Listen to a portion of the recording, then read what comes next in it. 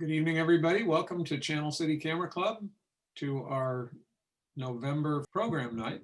Deb Gibson, you're our program director. You want to take over? I'll be happy to. I've had a long week also, but I know it's only Tuesday, but I am thrilled to have Nick with us tonight. I had the privilege of attending one of Nick's presentations that he gave through the Wildling Gallery several months ago. And after doing that, I ended up on his mailing list. And so then I just reached out to him and said, hey, I am the program director for our club. Would you be interested in doing something for us? And he agreed. And so he gave me several options, and this particular topic really interested me, the psychology of photography. So without further ado, Nick, I'll hand it over to you. Well, thank you. I appreciate that. And we'll give Bill, you can take like the next hour or so off. So rest up. But I appreciate the opportunity to be here. A couple different things that have been nice about this process. The first has been communicating with somebody in an adjacent county has actually been a nice thing versus different time zones and areas and having familiar.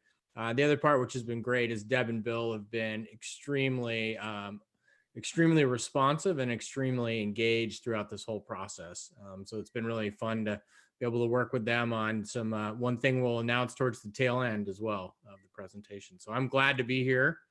And I will share my screen. You should see my Lightroom. And now you should see my presentation. Can somebody confirm that is the case? Yes, sir. Yes. Yes. All right. So I have big notes on my thing that always says record, but Bill's already taken that liberty. So, as Deb mentioned, she and I did have conversations about a wide variety of topics, and we've settled on the psychology of photography for tonight. This presentation is really quickly becoming my favorite one, and every single time I give it, I go back and redo it and add stuff to it. I actually gave this presentation last night to the Peninsula Camera Club up in the Bay Area, and woke up this morning and had the notepad out and was making a whole bunch of scribbles and changes and things. So this is one of the presentations that is not canned. It's really very fluid. Continues to evolve a lot like the psychology practices and also like photography practices. So I am not a licensed psychologist. I do not have a psychology degree or psychology background. In fact, this is the shadow of Nick Stover past. MBA, CEO, what you would also call a page skipper in the book of life. I would power read books and muscle through tough negotiations, you name it. My motto for my professional career, my non-photography professional career was, and I'm not kidding, relentless sense of urgency. And that relentless sense of urgency was a formula that worked well for my business success. But what was not clear was what was on the other side of that formula. So in the midst of burnout and struggling to find the pieces of my life, put the pieces of my life back together, I should say, after workaholism had run rampant for years, I really needed to find the answer. So I turned to where I wanted to be and where I've always found solace, and that's nature. From my early days growing up in Western Colorado, I've always found myself wanting to be outside and out in nature, climbing mountains, riding bikes, hiking, or trail running. I did not ever stop to consider that all this time in nature had another opportunity, the opportunity to create.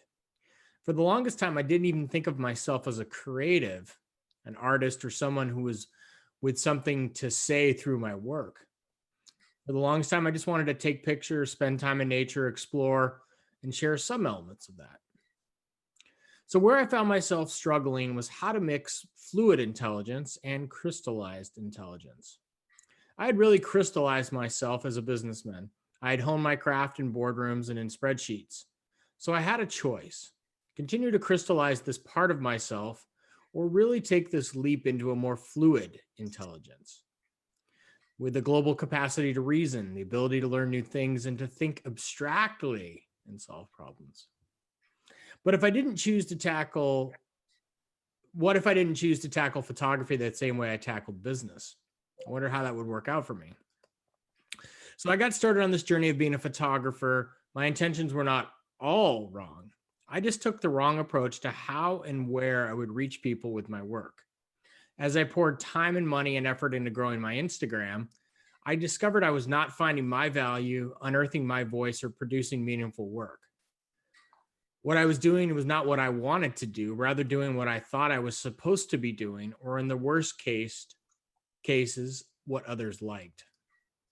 It is because I was running my creative process like a business problem that needed to be solved.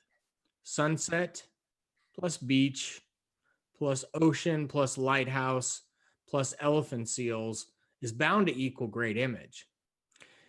Except it's not true. The mathematical formula does not add up for this image, and for a long time in the work I was doing, it was not adding up for me. As I hit 10,000 followers, an arbitrary and meaningless goal, it was even worse than ever before. I was not connected to my work, to my followers, or the creative process at all. So I pulled the plug. It has been over 2 years since I posted to social media, and someday maybe I'll go back. But for now, I have real work to do. So I looked to psychology. What does psychology mean? A textbook definition of the many and varied ways to describe it is the study of the human mind and its functions, especially those affecting behavior in a given context. So how do we draw the correlation between this and photography? Well, if we change just 2 words, if we drop the words human mind and insert the words photography instead, we get the study of photography and its functions, especially those affecting behavior in a given context. So this is where we started to look, is how were these functions affecting my behavior? The real work is to cultivate my growth as a creative who at times dares to call himself an artist, and bring forth the psychological aspects of my image and in turn myself. The more I understand about myself, the more I understand about my work, and the more I understand about my work, the more I understand about myself. This becomes a self-reinforcing, self-perpetuating cycle of growth. It is with my creative side and my growth working together that help me bring about a certain level of emotional depth in my images. My journey in the outdoors might have started well before I was even born in my mother's hippie roots, as she lived in a teepee year-round in the higher mountains of Aspen. But my journey as a creative is in its early stages. My journey was and is not a open and closed case of walking into a therapist's office and finding the god of camera that put a Nikon in my hand and all was better. Nor did I find the answer in a single book or in a processing tutorial.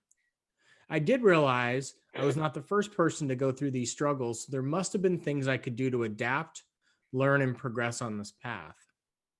In that search for deeper meaning in nature and photography, I kindled the willingness to ask questions, to seek answers, and to push myself outside the realms of what was really comfortable, to begin to really create.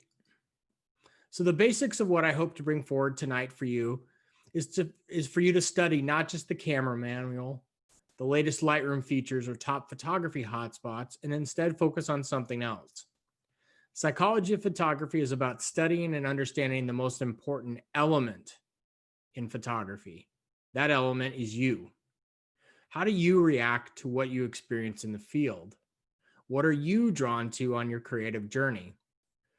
Do you think of yourself as an artist or a creative? There's a technical aspect in photography that is simply the price of admission. We all have to learn some level of it to even be able to produce the most basic images.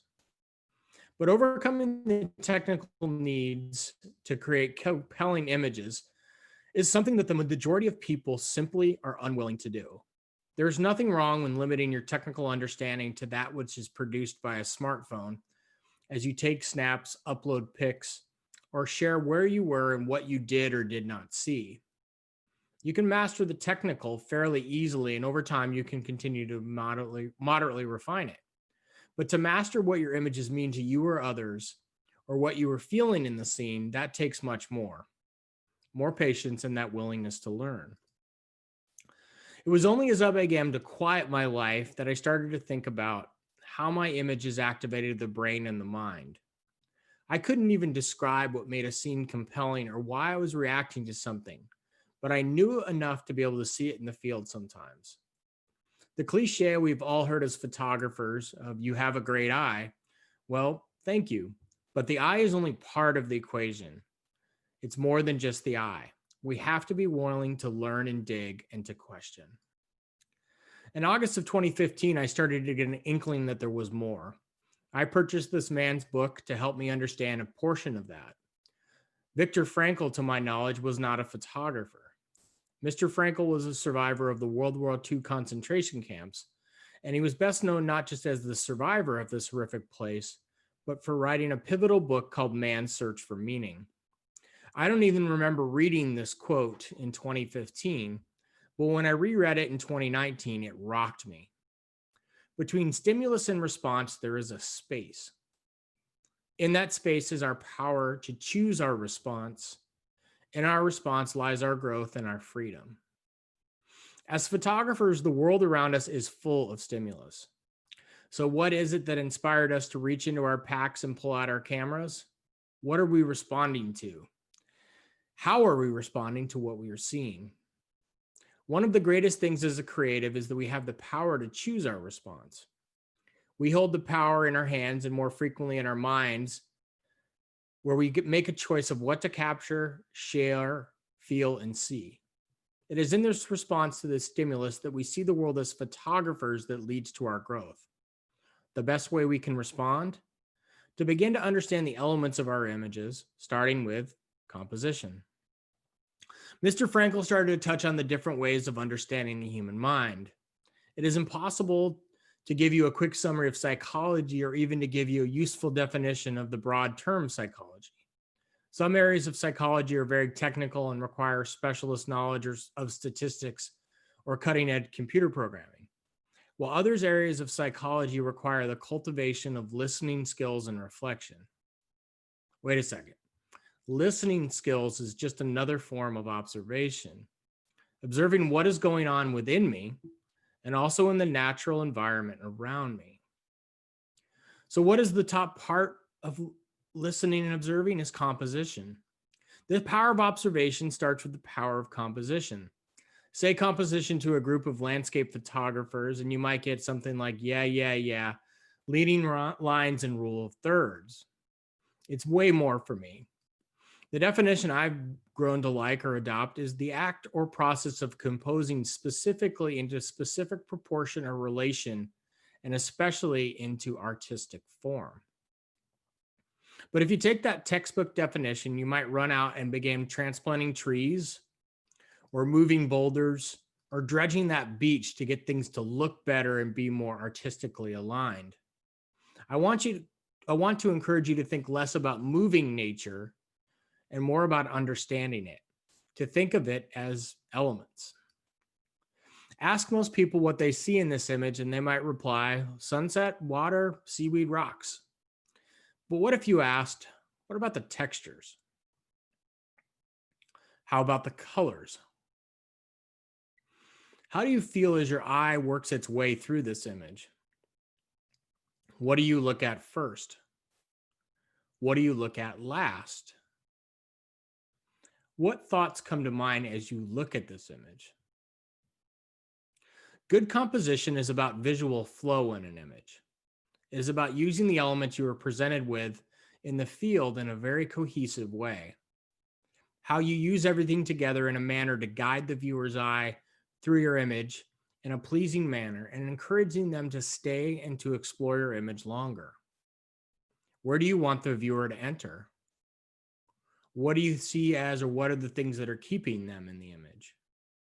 What are they feeling, possibly feeling emotionally? And how is the viewer following subconscious lines and shapes? And why do I keep talking about the viewer? So how many people are in this image? Most of you would answer 1, maybe 2. Some might say 3. I'd like to say there are 3. or at least I'd encourage you to think of 3. Rest assured, I'm not taking advantage of the legalization of marijuana to come to this conclusion. All images have at least 2 viewers: the person that took the image and the viewer of the image. This one has 3: the person in the image, who happens to be my wife, the person that took the image, who happens to be me, and the future viewer of the image, which happens to be you. The point being that each one of those 3 people saw and experiences the scene differently. They would describe it differently in what it meant to them or didn't mean to them.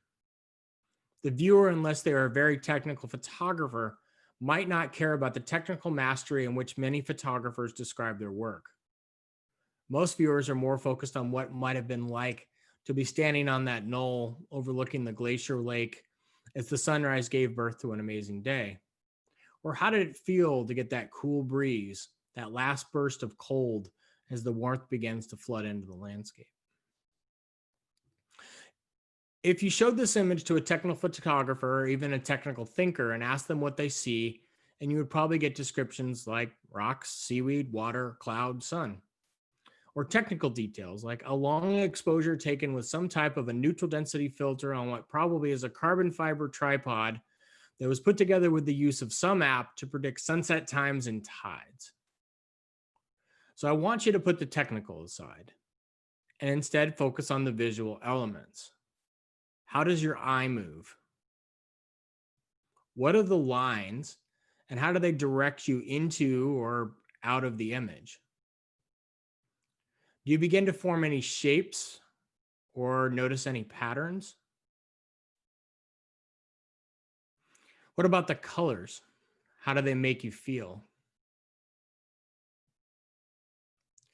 As we get more connected to our images and the experiences, we start to form connections to these elements and understand more about how they can work together to produce particular emotions. So most of us are familiar with the concept of Pavlov's dog. And even before we were conditioned as photographers, we might have reacted like a salivating dog without knowing it at the sight of a beautiful sunset or golden hour, where we would start to anticipate the stimulus in a favorable way. But take away that unconditioned stimulus of a sunset or that golden hour, and you just have a camera in our hands, and many of us didn't respond or don't respond at all. So many of us have conditioned ourselves to the point where when we have a camera plus golden light, then we get the same unconditioned response. But here's the interesting thing. If we condition ourselves enough, we get a similar response anytime there's a camera in our hands. But yet there are countless other ways to condition ourselves to be more open than just good light and ideal conditions. It may not be easy to understand from a conceptual perspective. Sorry, I think I threw one. I'd say one of the elements that are of our work as photographers is to simply capture lines. The challenge can be fun to find them, work with them, and to understand what they might be saying. But just finding them in our images would be like leaving a baseball game after you had parked, found the stadium, ordered a beer, and found your seat. The main event is still ahead. The main event is how do we use these lines to bring our images to life and to speak for the mostly silent landscape we encounter? How can we use these lines and their emotional feelings to bring our two-dimensional captures alive, of what was the three-dimensional space we witnessed? So just as it has been given to many of us or most of us humans, we now have to take it away. Yes, I'm talking about color. For the longest time, this was lunacy to me, as I clung to the belief that color was really all I had in my images and what made them great. Layer on top of this a misguided belief that black and white photography was just for the harsh midday light when the good photography light was not there. I couldn't have been more wrong. Color is a major driver of our emotional connection to our images, but we can't just rely on color to tell the story. So as we strip color away, we start to see the structure and the foundation of which our images stand and how we can use these lines and shapes to bring out some emotion. So desert photography is not for everyone. The chaos of the photography subjects, a harsh light, hot temperatures, along with the sand that can find its way into anything and everything. The payoffs can be nice, and guaranteed you will have to stretch your creative muscle in the desert. The biggest challenge is, how do we bring order out of this chaos to truly find elements that stand out and communicate what we are seeing and experiencing? Images with jagged lines that are correctly arranged, as you can see here, bring forth feelings of solidness, firmness, or rigidity. They can also be seen as vigorous and things that are strong, healthy, and full of energy. But the jagged lines in this image are not the only lines we have. We also have active lines in the foreground. What images like this do is they use the inherent geology of the landscape to tell a story of activity, energy, and firmness, beginning to tell a story of the landscape and also start to tell the tale about what we start to feel in our images. Mountain photography is a sharp contrast to desert photography. Different flora and fauna, oftentimes more diversity of landscape, but not always. And ask any photographer, do they like taking photos of mountains? And even the most sophisticated one of the bunch might say something like, well, duh. In real life, the mountains are dynamic. They're endless, they're multidimensional. But in a photograph, we lose that third dimension and we're just left with two-dimensional lines. Lines that are defined by less idealist terms of length and width. Follow the ups and downs of the peaks. Look at the valleys, then how they intersect with the rock. And you will start to see all sorts of lines. You might call them masculine lines and view them as strong, but maybe another set of lines you find as more feminine, more picturesque, something that is more visually attractive, especially in a quaint or pretty style. But with the masculine lines and picturesque creation, you get the combination of something that is dynamic. A process characterized by constant change, activity, or progress. Mountains are extremely dynamic. They are ever-changing and shifting. They bring forth ruggedness and beauty while maintaining strength. While these two-dimensional lines lie flat on paper or your screen, they do not lie flat in our minds. They start to create movement. And movement is what we want in our images. This forces people to engage with your images. Look at a scene like this in color, and you will most likely immediately gravitate towards the orange sunset glow. But take away the color and you'll start to see some of the supporting structure of the image, which gives the images some bones on which to stand.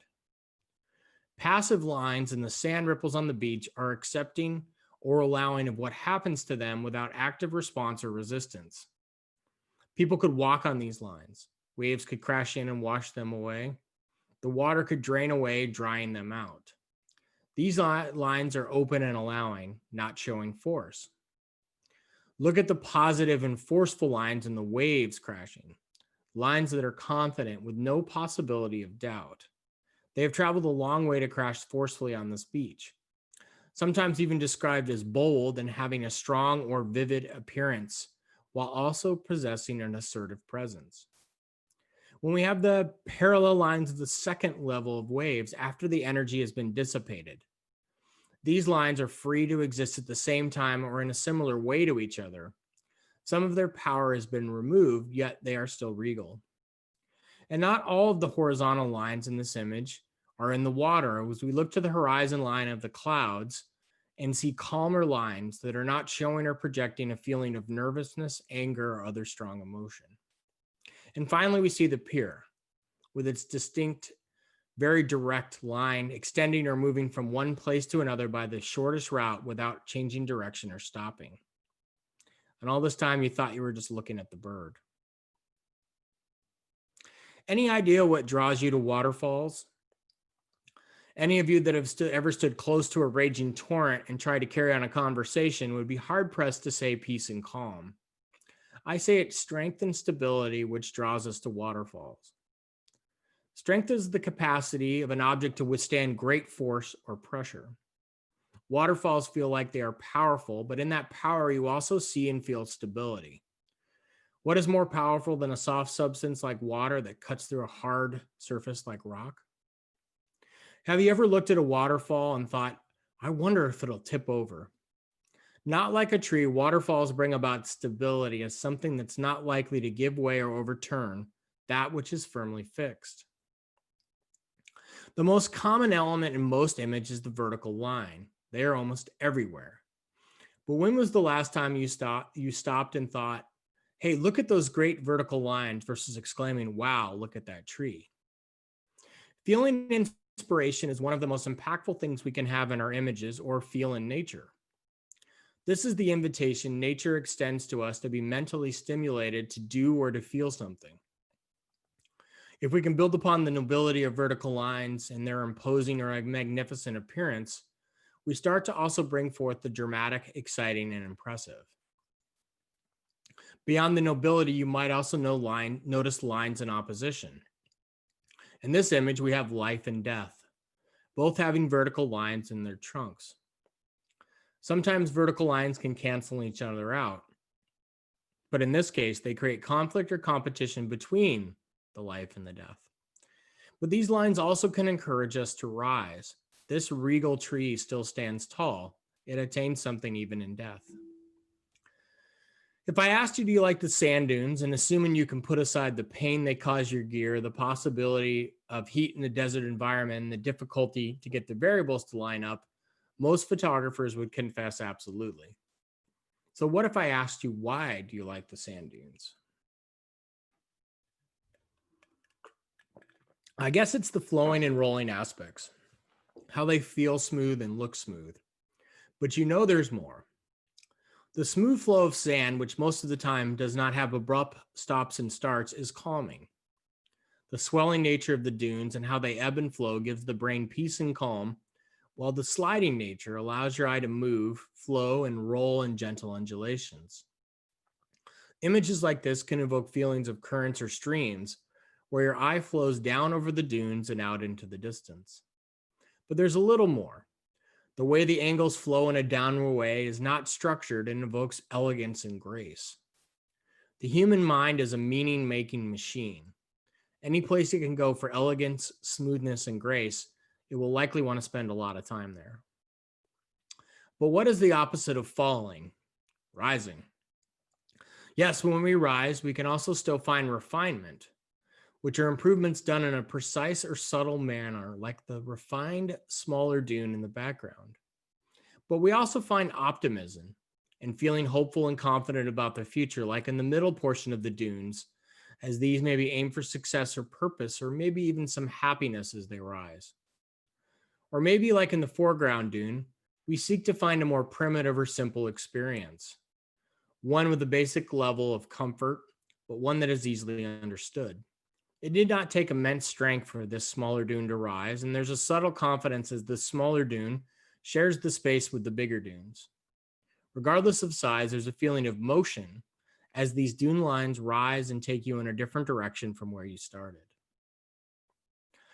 So looking at all these lines may have made you feel a little like you're participating in the famous Rorschach inkblot test, which used to be a predicator of mental health issues, but not tonight. What they tell me is we all see something different, a little bit differently, and see things differently, and it's what makes us great creatives that we are growing into or becoming. Sometimes a scene leaves little for interpretation, while other times we get the unique opportunity to present it to the world through our own lens. So what is the photography version of a Rorschach test? I would say it's composition. Some photographers rely too much on the same compositional elements. Their checklist is oftentimes very brief with little thought for why. The cliche of learn the rules and then begin to break them comes up a little short. I'd say understand the rules and then learn to play with them. It's one thing to know a rule and a completely different thing to know why that rule has emotional impact. I can't show you all 19 of these rules tonight, but I am going to be able to show you 7 of these rules in one image. And I want you to consider that just like sometimes we focus stack, I challenge you to consider composition stacking for even more impact. This remains a very popular image for me. Whenever it is seen, it usually comes with a comment. The photographers want to comment on the technical mastery of getting the exposure just right, but also want to take the time to remind me just how lucky I was, which I was. The non-professional photographers would talk more about the desire to just simply see a moose, while other comments might be as simple as, I love the Tetons, or where is that? While you could say none of these comments were right or wrong, photography is not a contest. I have a slightly different reaction or feeling, that of movement. So I ask you, where do you see movement?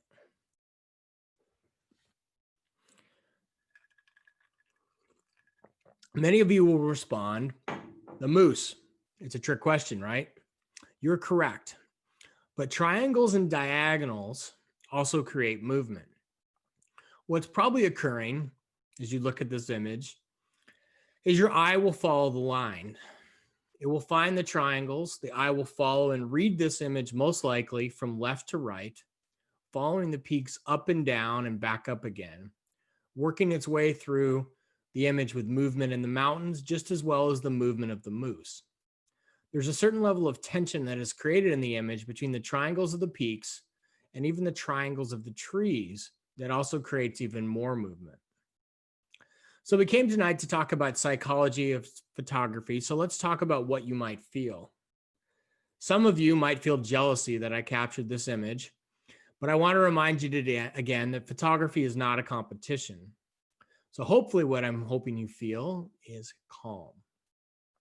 Calm, not from the diagonals of the peaks or the fact this mama moose was moving at a rather frantic pace and searching for a calf, but calm because there's symmetry in this image. What symmetry does is it gives the brain rest. There's nothing it needs to balance. Symmetrical images should not produce tension or chaos ideally. The most powerful images of symmetry are usually very calming, a place where you can go to rest. The brain doesn't have to do the hard work of balancing the image. The other thing symmetry gives us is an ability for the mind to compare parts of the image. A little bit of a game to see the differences between the top and the bottom, all of which is eye movement, brain movement, and engagement. Lots of movement of the eye and continued engagement with your image. Ultimately, this is what you want, regardless of what you want to say, is more time in your image by the viewer. The next thing to consider is, how does our brain read images? I once heard about a study that showed many or most people look up and towards the left when remembering an event in the past and towards the right when thinking about future. So does our brain associate left to right in terms of past to future?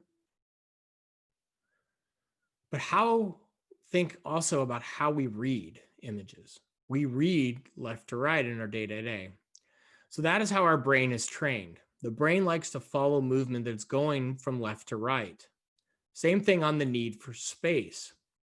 The brain wants some space around the objects in our image to be able to visualize that moose coming into the scene and still having space and a place for it to move through.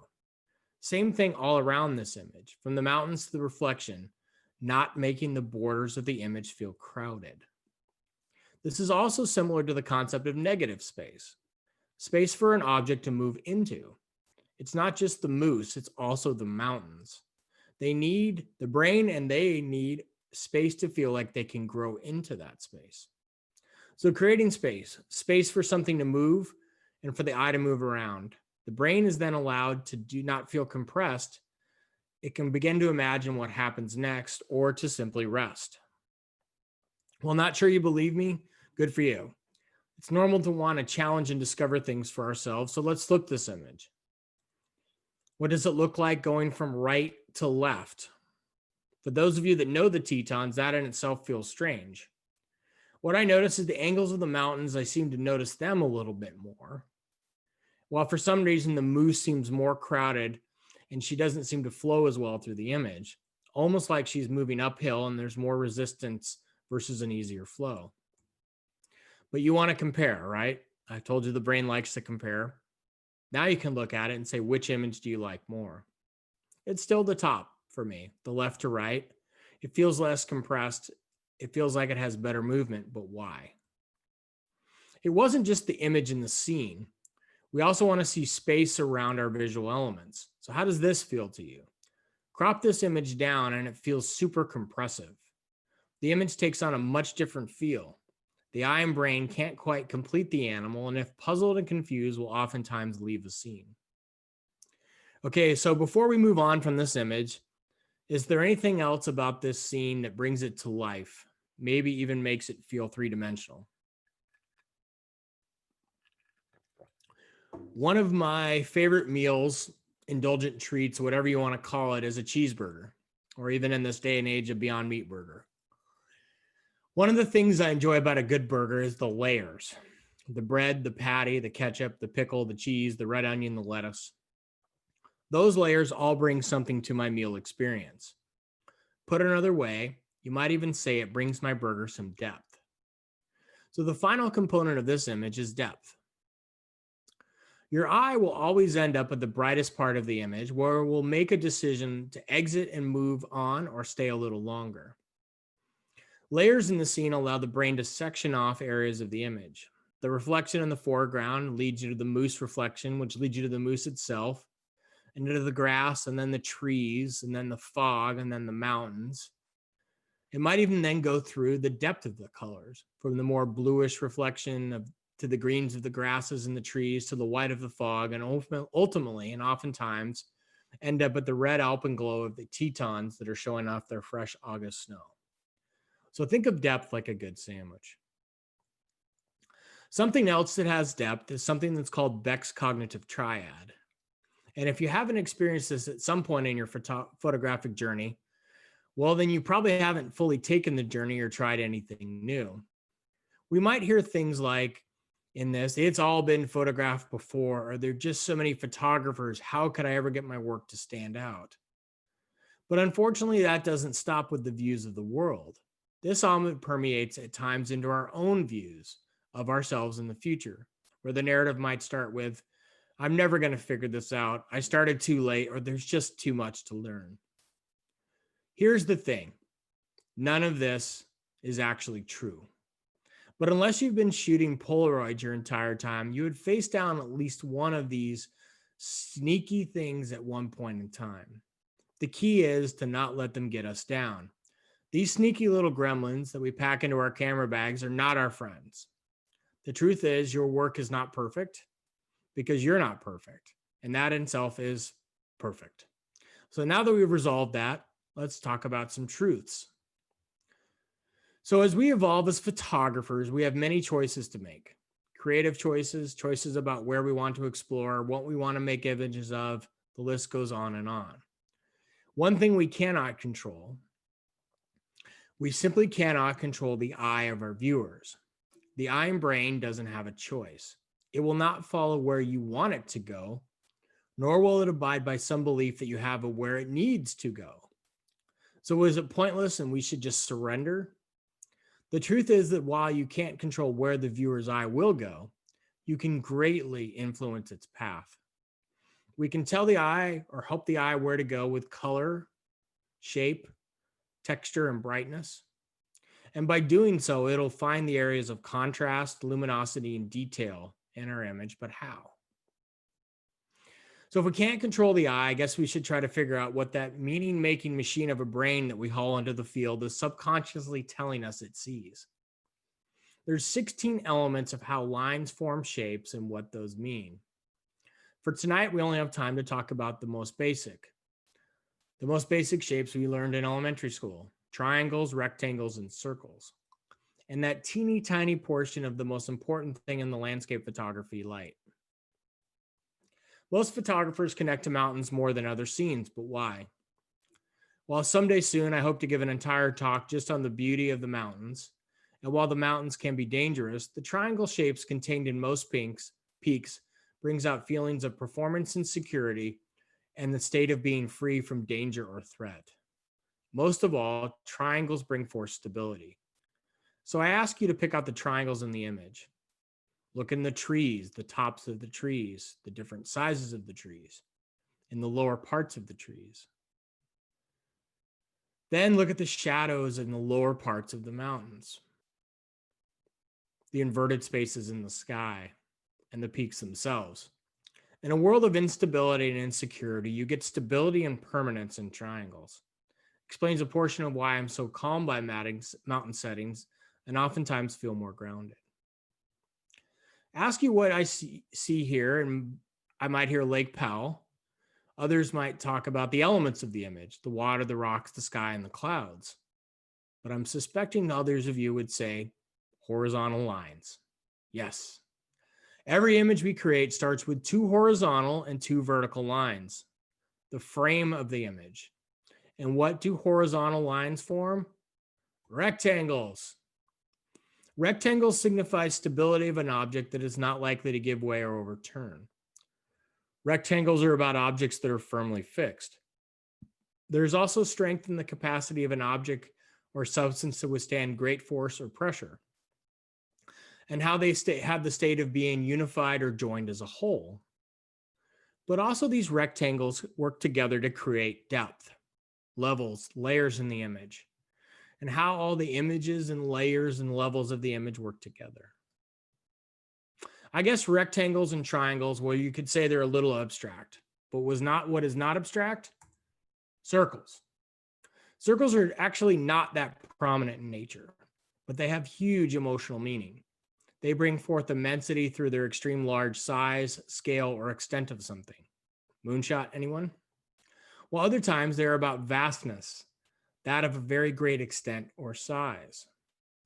Circles even play around with something we as humans don't get to experience: eternity, infinite, or unending time. But also how all these things bring forth equality, a state of being equal, especially in status, rights, and opportunities. Rooted in what we see every day in the sky, and also very obvious other times, but other times not as obvious. In putting this presentation together a long while ago, I thought, I don't have any circle images. But then I went through my portfolio and bam, there they were, looking back at me and my images, giving them life and depth, grouping together to form circles that guide me through my images, and ultimately bringing forth immensity as we get further back. As a photographer, it's all about the light, but why? We don't have time to go through the different kinds of light tonight, so we're going to focus on a very small subset, first and last light. Yes, I'm talking about sunrises and sunsets. Why, oh why are we so much in love with sunrises and sunsets? So in love that we can rob ourselves of hard-earned sleep or miss dinner with our loved ones. What is the underlying thing? An underlying emotion? For some, it's a one word, like we're in a Star Wars movie: hope. Hope, that which is a feeling of expectation and desire for a certain thing to happen, but also love, an intense feeling of deep affection. While yet another group might say ambition, a strong desire to do or achieve something, typically requiring determination and hard work. A sunrise might say something different than a sunset. More hope and ambition when you see a sunrise. A sunset can oftentimes signify the opportunity to relax. You made it through the day, time to return home and be with your loved ones. What goes into light? Well, color. But before we talk color, let's talk about the Dunning-Kruger effect. Dunning-Kruger is a cognitive bias in which people with low ability at a task tend to overestimate their ability. While some say this is a disease of the arrogant, it's more reflective of the cycle many of us experience as photographers. At the top of Mount Stupid, yes, literally called Mount Stupid, you may have just taken your first picture, but you don't last long before you plunge into the valley of despair. I can tell you this from all of my teaching, this is where I see people give up on photography.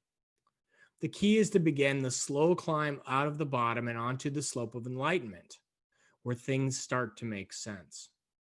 We go through this multiple times with different things on our creative journey, and we continue to climb. So let's look at length. And you guys can answer this one aloud. Which one of these two is longer?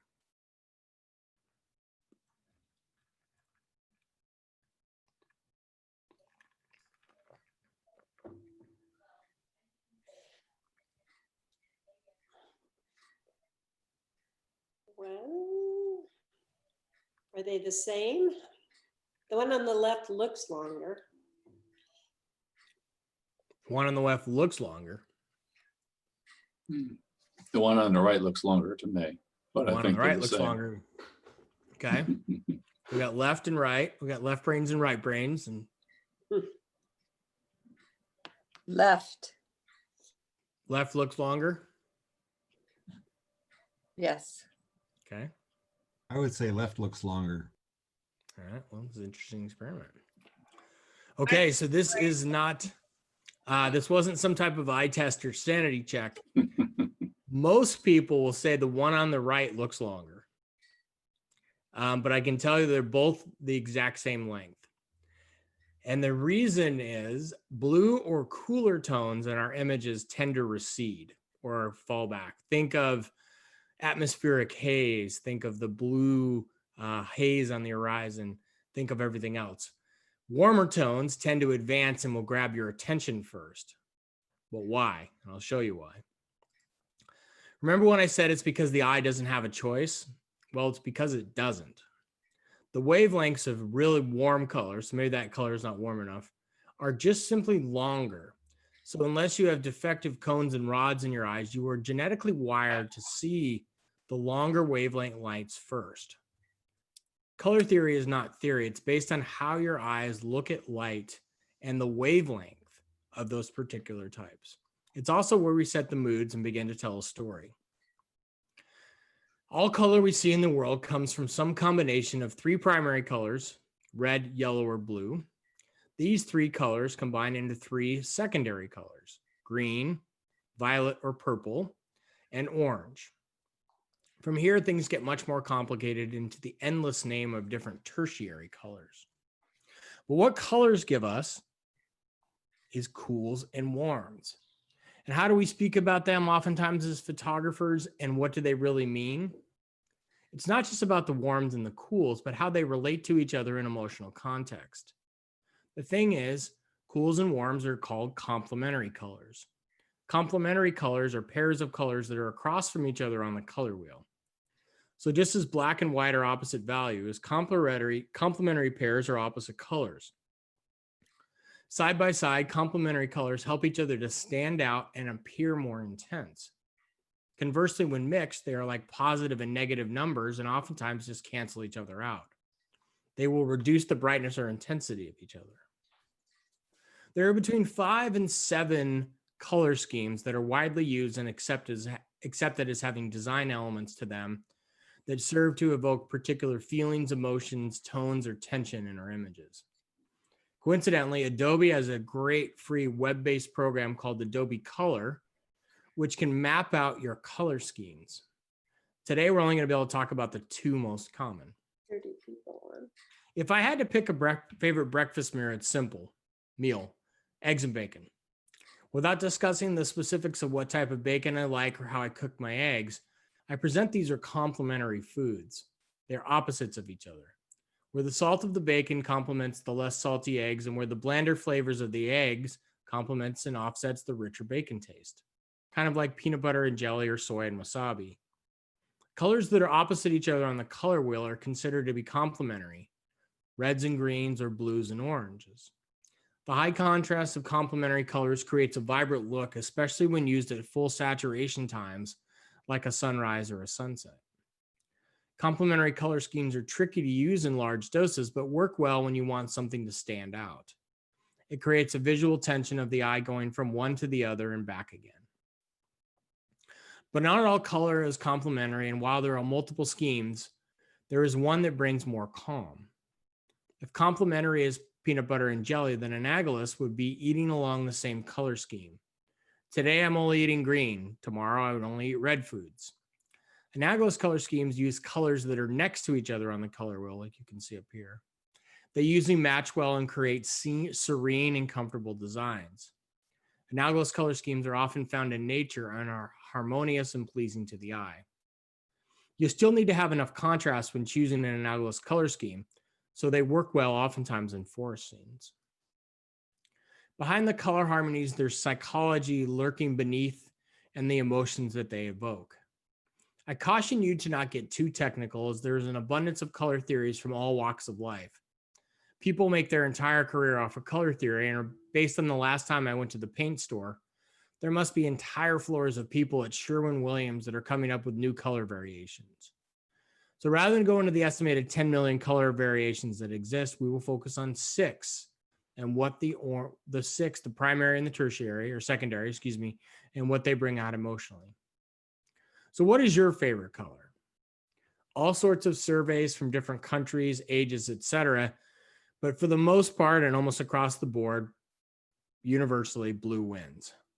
But just because people have their favorite color doesn't mean they will choose it as part of their life. Blue, the favoritism might be because blue calls to mind feelings of calmness or serenity. It is often described as peaceful, tranquil, secure, and orderly. Blue is often seen as a sign of stability and reliability. Blue can often create feelings of sadness, but most common we see blue in skies and water. And aside from those two areas, it is considered one of the least common colors in nature. What's their opposite of calm? Intensity. Let me introduce red. Red is a bright, warm color that evokes strong emotions. Red is also considered an intense color that creates feelings of excitement or intensity. In calmer tones, dramatic sunsets, red rock, and fall foliage, red is associated with love, warmth, and comfort. Well, if you had red and blue, intensity and calm, what does our third primary color bring out in us emotionally? Yellow is a bright color that is often described as cheery and warm. Since yellow is considered the most visible color, it is also the most attention-getting color. Yellow can be used in small amounts to draw notice or in large amounts where it looks real and is not something you see every day like the fall colors in this cottonwood. Green is oftentimes the number 2 most favorited color, but why? It is not a primary color like blue. It is actually the combination of yellow and blue, which explains oftentimes why your forest images can feel more yellow than green, as there is no such thing as pure green. Green is a cool color that symbolizes nature and the natural world. Perhaps because of its strong associations with nature, green is often thought to represent tranquility, good luck, and health. Purple, the combination of blue and red, does not often occur in nature. It can sometimes appear exotic or artificial. For this reason, it tends to be quite a polarizing color. People tend to either really love purple or really hate it. Purple also represents wisdom and spirituality. Its rare and mysterious nature perhaps causes it to seem connected to the unknown, supernatural, and divine. Visually, purple is one of the most difficult colors to discriminate. It also has the strongest electromagnetic wavelength, being just a few wavelengths up from X-rays and gamma rays. Hence why it seems to be called more names, from magenta to violet to lavender and plum. Red and yellow form together to make orange, and while we do not favor a color on people's list more than other, people do tend to like the energy in orange. Orange calls to mind feelings of excitement, enthusiasm, and warmth. Orange is also the color of bright sunsets and fruits such as oranges and tangerines, so many people might associate the color with the beauty of a setting sun or the refreshing taste of citrus.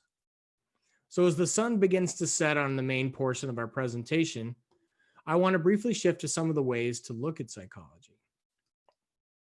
So I've referenced 3 sheets tonight: relationship of line to emotional response, mood lines, and photography composition, 19 rules. This is the best sheet I found. Drop me an email to Nick, NIC at Stover Photo, and I'll be glad to send these sheets to you. They're great reference sheets to go through. That being said, as I mentioned in the beginning, there's something special for just the Channel City Camera Club. Yay. Working with Deb and Bill, we came up with a Coastal California photography workshop. Unfortunately, this one will have to be all via Zoom. It's a 2-day class on December 12th and the 19th from 9 a.m. to noon. So 6 hours of instruction. Class size will be limited to 15 participants, and I'm keeping it affordable at $75. So the 2-day workshop and information will get sent out. It's going to really talk a lot about how to prepare for and execute more impactful seascape images. So we'll look for a lot of different things, different topics, different challenges. We'll look at planning tools like photo pills and how to use those to plan your images. Look at camera settings and what you would want to do with lots of examples on how shutter speed tells the stories. And then part 2 will be all about processing. This will be where you bring your own images to class. We're going to process these together with my supervision or leading the way, I guess I should say. And we're going to learn different techniques. We're going to learn about how to bring out depths and textures and luminosity in the images as well. And we'll talk about histograms, both in pre-processed and post-processed images, talk about how we can get technique, vision, and processing to align. So really excited to be doing this micro workshop with you guys, and I hope to see you there. A couple quick other things. One is I have the fall series. My fall series wraps up in December, a couple days before we get together for the last Lightroom class, or the last Seascapes class on luminosity masks. And for anyone that's wanting more hands-on work in Lightroom, I'm leading a class on Saturday this weekend. It's a follow-on class limited to 12 participants. So small class size, and you can ask questions as we're going, and we're going to spend time going through Lightroom, basically, of different settings and things. I guarantee you'll learn a lot more. And then the final thing on that is I have a whole bunch of cost-effective tutorials on my website. They're only $15 each. I'm going to raise the price January 1 to 25. But these go into much more detail about the color theory I talked about. I have a whole presentation on light. I got one that goes into a full series on composition beyond what we went about there. So I'd love to check those out. If you have any questions, let me know. So a couple closing slides, and then we'll do Q&A and get into the image critique. So the last psychology concept I leave you with is called social facilitation. What researchers found was an improvement in your performance when you're partnered with or competing with others. As you photograph and share your experiences, this knowledge doesn't just make the other person better, it also makes you better. But at the end of the day, we're only competing against ourselves in our own creative journey. The key remains practice, which takes us towards the end of their time and who I am today. Well, I'm still just a guy, and I'm on this journey with you. But in being this guy, I don't want to create images that sacrifice the experience of the creative process or being in nature. I want to travel, but not if I'm running from place to place just to collect images. I want to spend time in nature, not to build a portfolio or accumulate iconic images, rather to experience all that our amazing planet has to offer. I'd rather share with you how I felt than what I saw. Rather talk about where I was personally than where I was physically. Today, well, I actually do think of myself as a creative. My style is not defined by particular images, a type of scene, or a processing technique. I've widened my creative vocabulary and will continue to do so for a long time to come. So then what can I leave you with? A major driver of psychological thought, an innate human need? I'd like to say both. I'd like to leave you with freedom. Freedom from the constraints placed upon yourself of needing to follow those that came before you.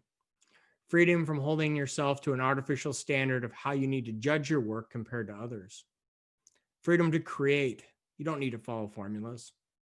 All that is in front of you has been there all the while. Learn to see the elements. I now set you free.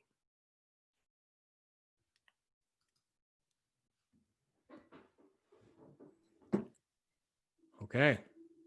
That is the psychology of photography presentation. So questions, comments, complaints, we can take them all.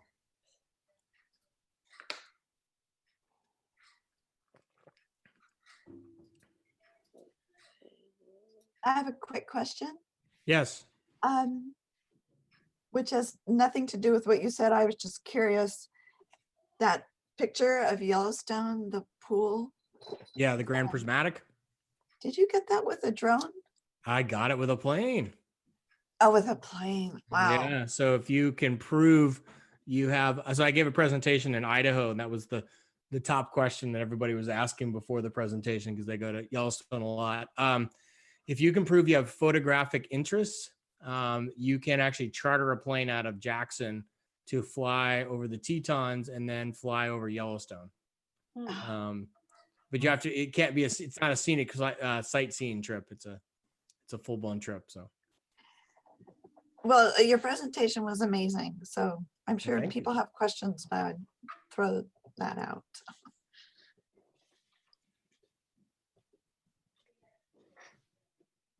I have a question. Okay. Hi, Bob. Hi. When you're photographing the moon, like a super moon or a red moon, and you photograph it right along the horizon, Hmm. it always looks larger. Yes. So I've heard this is called the lunar effect, but I've never understood it. It's beyond me. Can you Yeah. put some light on that? Yeah. So it's as part of my light presentation, I talk about it. So the moon, when it's above our head, is traveling through 60 miles of atmosphere, and that's where the clearest air is. And so it is actually closer. And when we see it and it's directly on the horizon, it's actually punching through 600 miles of atmosphere. And in punching through that 600 miles of atmosphere, it's having to punch through all the stuff, the dust and the debris and the things coming off the off the ground. And so that's when you start to see the distortions. And so I did a time lapse for the supermoon over Morro Rock a couple years ago. And I'm doing the time lapse, and it literally, as the moon's coming down, it's like perfectly circle. And then all of a sudden it starts looking like a lemon as it gets closer to the marine layer. And then so it was real. I was like, thought I was losing my mind or something. And I did. So yeah, it's an atmospheric haze phenomenon. It causes that. So it's not our mind's No. relationship to like seeing it over, say, the Santa Barbara Mission.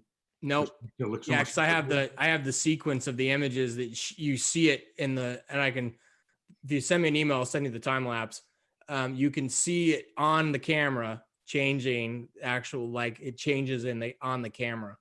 So it isn't like you're out in the scene. It's like, it's the full blown of the image. And that was the thing. And I actually had titled, when I posted that when I was on social, and I titled it Lemon Anyone. So it was kind of funny.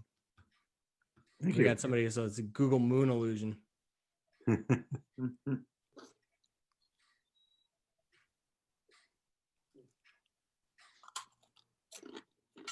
I have a question, Nick.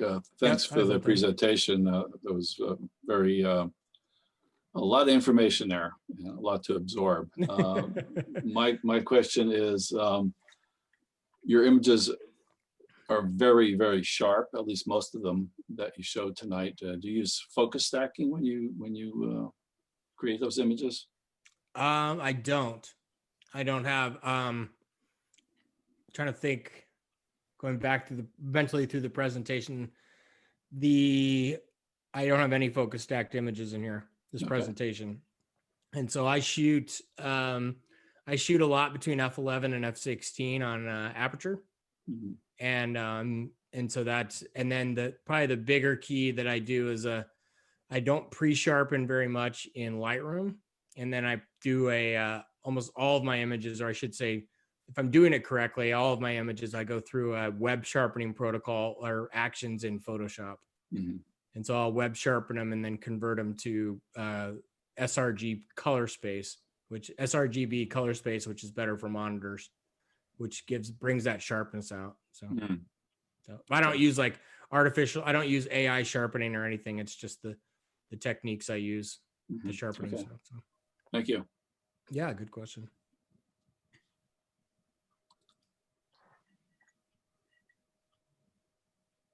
Other questions before we look at the image critique?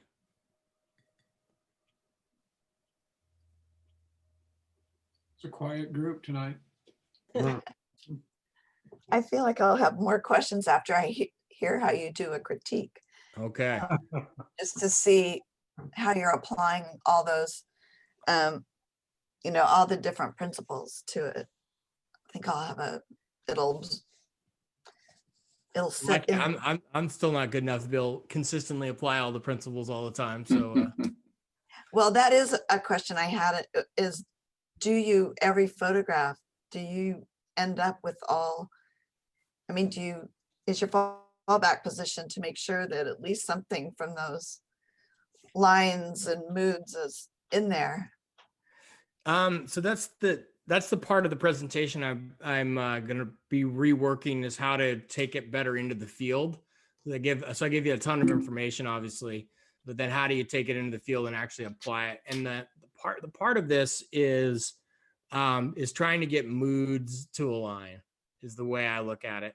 So if you're out in the field, and actually here, I'll just do the share on the Lightroom real quick, and I'll show you the example. Actually, I don't have the other one for it, but stop one. Oh, I almost hit leave. I don't want to leave the meeting yet. So, okay, I should be seeing them here. So I have a case study on one of the ones down here.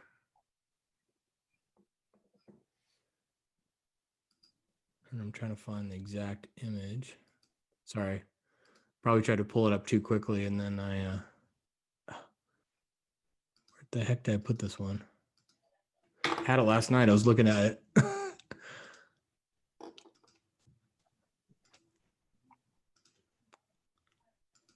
Oh, I guess I can't find it for some reason. So the example I was going to show was an image where I was trying to pull out much more. I was going to try to pull out much more of the emotion of calmness. And what I had noticed, here's the image right here. So this is 2 Jack Peak in Banff National Park. And I was photographing this beautiful, spent 6 weeks in Canada. This is the only great sunrise image I got the whole time. Thanks, forest fires. But what I was going for was that really, really calmness I was feeling that morning, and the beauty. And what I recognized very quickly was that was not what this was portraying. So as the light was coming out, and these ripples in the water in particular, and also to a large degree, the brightness in the image and what was coming out was not occurring in the way I wanted right away. So that was being able to recognize basically out there in the field. And then this is the modification I made almost instantly. And so I popped on my ND filter and did a 30-second exposure, got that movement, kind of the lines in the clouds, brought out more of the hues versus the brightness, and then really flattened out the water to bring forth that calm. And so I have a lot of other images too, where I'll be in the field and I'll be assessing composition elements, or I'll be looking at different parts and pieces of it. And is this bringing across what I want it to or not? So that's some of the instinctual. Oftentimes I often will find too, is like, if I'm out there and I'm like, something doesn't feel right, I may not be able to put a definitive on exactly what it is. Oh, it's this line or that line, or I'm not forming this shape, and just start moving my feet around quite a bit to find what I want. So the thing I always advocate for, both on my workshops and my own personal work, is I never get out to a situation and set my tripod up right away. And so I always will walk the scene quite a bit. Oftentimes I'll take pictures with just my smartphone for a while, looking at different compositions, looking at different heights. So I'll get, higher, lower, and then when I start to zero it in, then I'll possibly take my camera out, and then maybe I'll be playing around with different focal lengths, and then I'll get to bringing the tripod out. And I don't always photograph on tripods either, but which defeats the sharpness we see in some of the images, but so nice. So that's part of the principles I put in place. Okay, other questions, or should we look at the images submitted?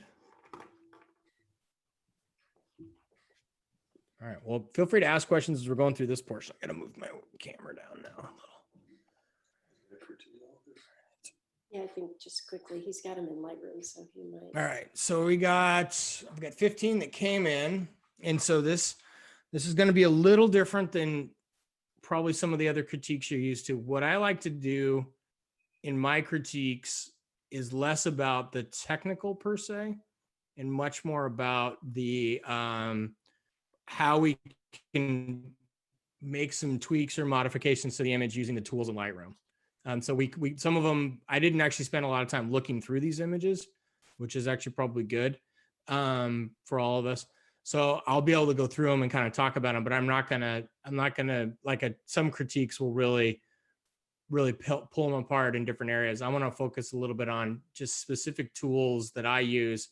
So there's 5 major principles that I like in Lightroom. It's depth, texture, luminosity, sharpness, and then focus. And so I'm looking for those 5 as I'm going through my images. How am I bringing out those 5 elements, and what tools can I use to bring that out? And so that's what we're going to be looking at as we're going through. Sorry, move that up. Okay, so we're going to start just with the ice bridge from Dan. Beautiful image. Greenland, or yeah, I think it's Greenland. Too much lack of snow.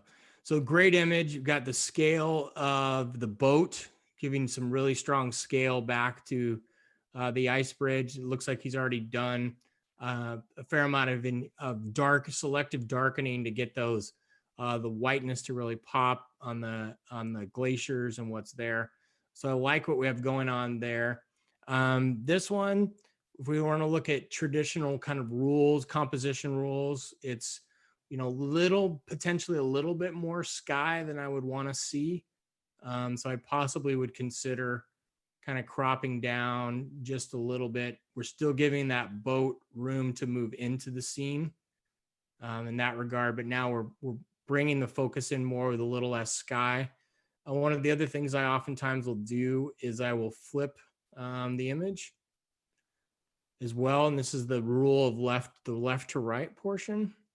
And so now we have the boat moving in from the left to the right versus the right to the left. So whether that makes sense or not is up to you.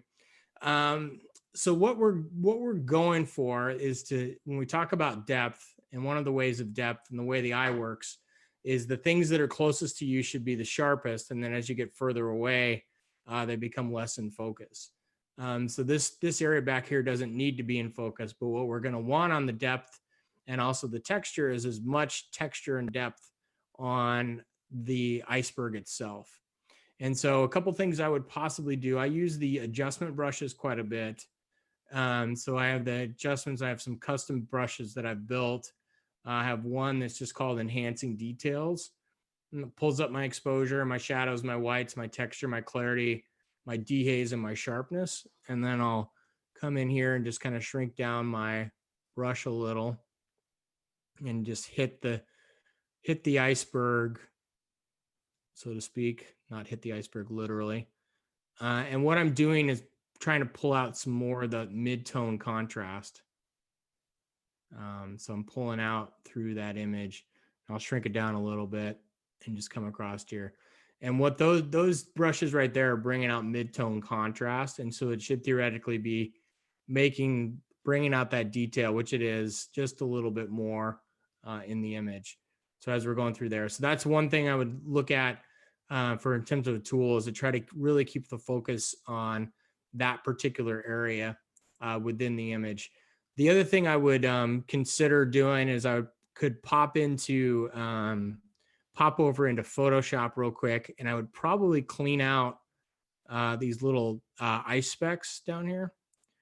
I don't know if Dan's on the call or whatever. It's not a big deal by any stretch, but these areas are just, they're taken away from kind of some of the other elements of this image. And those would be things I possibly would consider pulling out of the image as well.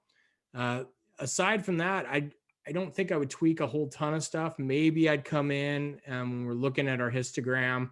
And if you're grabbing more towards the middle part of your tone curve, you're going to be adding some mid-tone contrast. So if you're watching we're watching our histogram, and just kind of moving in, and we can take a look at the kind of before and after, but we're not darkening the whites and the brights as much. We're just deepening the mid-tone contrast more. And so that's something I oftentimes like to do as well. And then some images, and this one's already been fully processed, so we won't be able to do a ton. But I will also look at the blue primaries and kind of bringing those up. So the blue primaries have now made the image as a whole extremely blue. But in the raw portion, it could be possibly not done that much. So, and I'll try to maybe show a better image of this. And then you can sometimes come through and desaturate back down. And what we're doing is boosting the blue channels down here on the color calibration. So this is the before and after. Go before and after. Oops, sorry, went up one too many. Before and after. It's like, why isn't it working? On that with the saturation. So I don't think it looks right. I would go back to where I was before. So I'm just Command Z to get back to where I was. And so there's that image there. So that's my thought just in terms of using the tools within Lightroom, not completely doing the image rotation, the flip, recropping it down a little bit, and then sharpening up that. And then this would be, if we hit above the enter key, this is our before and after. So an image like this it's such a beautiful image, doesn't need a lot of minor modifications. And Dan could choose to reject these as a whole anyways, but that'd be where I go on that one. And then we got, I want to jump in for a minute and encourage if we have the photographers in the room while we're doing this, go ahead and unmute and engage. Yes, in the please. conversation if you'd like. Yep. Nick, I made this next image. My name's Judith. Hi, Judith. It's a conceptual image and not nothing like your photography. But So- come on, Judith. It's not a contest, though. No, I know, but I feel like it's not fair to you. Well, that's not true. I Okay, think it's good. I think it's completely fair, and I like the image. So, you want to talk about the conceptual portion of what you were going for, and I can tell you after you talk about your concept what I like about it. Well, this image, there were a series of images that were put together during quarantine. And it's to reflect the feeling of isolation Okay. and how it progressed. Yes. Are these takeout food containers? Well, yes, it was all one container. It's all the same container. Oh, okay. Interesting. So the images like this this is where we stretch our creative muscle and we really get into beyond the storytelling of a lot of stuff that's in place. And so these are the kind of things I really like. A couple things about this image that are really strong, regardless of what story you're trying to tell. You've left some space around the sides for the eye to kind of move around and kind of move and navigate. Oops, my mouse does this sometimes late at night. Move and navigate through the image. I'm going to turn on this. I have a cursor pointer too. 1 second. Come on.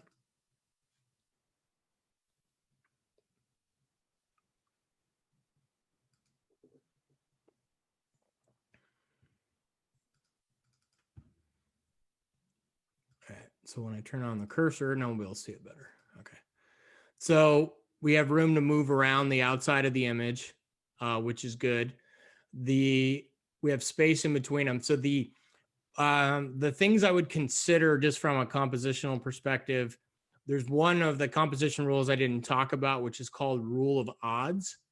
And it talks about the whole premise of that is anything you can get in odd configuration versus even configuration in terms of how the brain processes that are better off. And I think the reason my personal reason is that I believe it is because of even images, the brain will divide down to 0 and be done with it. Versus if you have an image that's in 9s or 7s or 5s, it's really hard to section it off and do complete comparison. And so with that in mind, I would consider eliminating the really small one down here on the right and moving this one here. I don't know why it's jumping. Into the next picture. Yeah, exactly. Not into the next picture, but moving this one over to the right. Yep. A little bit from that perspective. So that's one thing I would say. Then you would have 9 images. Then you bring forth kind of tic-tac-toe type thing. So I think people could be looking at it and going, okay, is she wanting us to line them up this way or line them up that way? Or what's the color difference or the shadow differences or whatever versus the 2 on the bottom. So I would say take it into 9 versus a 10. Okay. And then the other thing I would want to consider is you have some type of shading going on from some other, either it's a tree or something else coming into on the wall, which is interesting. And so really making sure that if you're wanting that to be part of the story, then making sure you're bringing that portion of it out a little bit. So we can look at that a couple different ways. We can possibly look at bringing the blacks either up or down. So this is rocking. And can I tell you what? I wanted the shadows to be darker, but I didn't want inside the boxes Yep. to be darker. And I believe I had flattened the image so I couldn't separate it. Yeah. So I'm going to show, that's what I was going to show real quick. So we're going to do a global and take down the blacks kind of across in that back area back there to get them darker. And then what we're going to do, this is going to be pretty crude, but you'll get a sense. Then we're going to do a radial. Double click that radial. We're going to do a radial just on the boxes. Yep. And then we're going to keep it inverted and we're going to open up the shadows, the whites and the blacks on those and kind of get it where we want it, and then duplicate. And then we can kind of pull it, duplicate it. And if we need to do more than one to show into the box, we can. And there's better ways to do this in Photoshop, but I'm just trying to show the techniques you can use to bring things back around. And so now we've brought out those, and oops. And now we're bringing back the interiors of these boxes the way you wanted to do it. You could do it with a brush too, which might actually be easier than doing it this way, but I just want to show different techniques.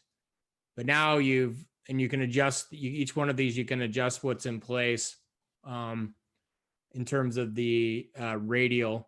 You can adjust each one of them in terms of the feather. So if we're on, say we'll go back to the radial, you can adjust the feathering, how much you want it to feather. It's feathering maybe a little too much or whatever.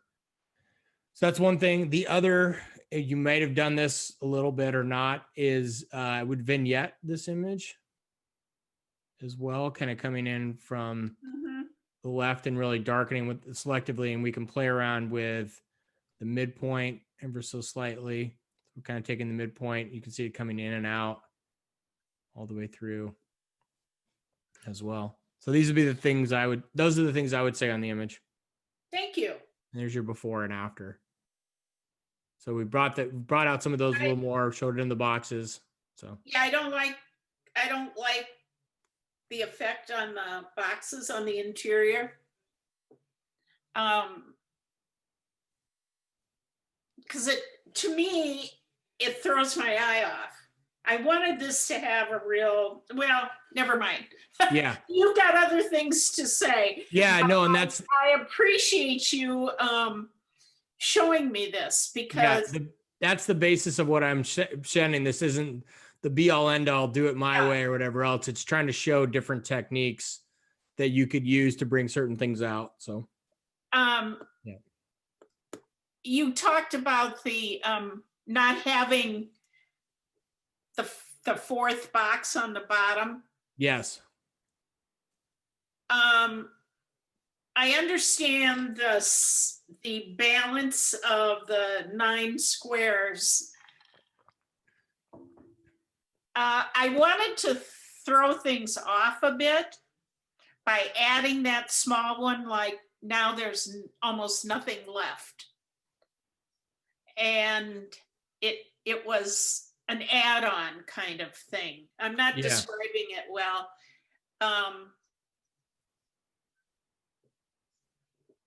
That would be too much of a trade-off, is what you're saying. Yes. Right? That's my opinion, but no, I mean it helps me to think of what you're saying in a different light. You know, we get attached to our images and we think, oh yeah, this works. Yeah. You know what I'm talking about. I know exactly what you're talking about. So thank you. I really appreciate you taking the time with this. Absolutely. All right, we got about 30 minutes left, so we're gonna keep rolling. So Linda, are you with us? Yes, I'm here. Hi, Linda. On this one, I wanted to get rid of that scaffolding by that smaller dome. And I tried playing with the brush healing and cloning, and I just failed miserably. So that's what, This brought over here on the right. yes, that's it. Okay, let me give I forgot to open up Photoshop before we started. It takes a little while to fire up. So you played around in Photoshop, or? Oh, I don't have Photoshop. I only have Lightroom and another program that, AC/DC.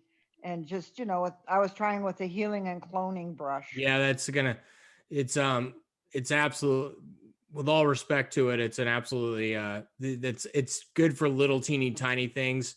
This is the kind of thing for Photoshop for this kind of major type stuff. But we probably won't have time to go through the full thing, but I can possibly pull it up and we can try one quick thing. Okay. The other thing about this image, go ahead.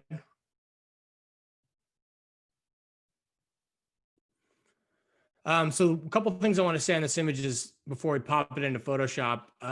What we have going on over here, if we hit the J key, that shows any highlights or shadows, is this area is blown out over on this side. So we have pure whites over there. So I think this is already a processed image and you could go back into it. But I would, on your raw file, you could do a grad. We'll do a grad over here right now, and just try to take down in your raw file the highlights over here a little, possibly your exposure in your raw, so that it's not as eye-catching over that way, and kind of keeping that cloud kind of going, kind of cloud space there. And you might be able to save that portion or not, but we'll see. The other thing about this image, which I liked, kind of actually, first thing I looked at, is I thought this one would be, and I just want to show the technique as a black and white. So the black and white conversion, you just click it up here at the top, and then you hit the little, and so there's a little like 4 square button right below that, and that brings up the different profiles. And then you can go through and cycle through different profiles that Lightroom has kind of built in automatically.